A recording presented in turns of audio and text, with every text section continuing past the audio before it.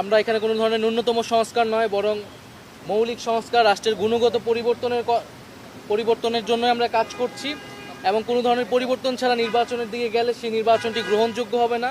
সেই নির্বাচনে জাতীয় নাগরিক পার্টি অংশগ্রহণ করবে কিনা সেটাও বিবেচনাধীন থাকবে। আমরা আমাদের যে 3টি এজেন্ডা নিয়েই সারা দেশে কাজ করছি এবং বর্তমান সময়ে যেই মাঠ প্রশাসন রয়েছে সেই মাঠ প্রশাসন আমাদের কাছে মনে হয়েছে যে নিরপেক্ষ আচরণ করছে না।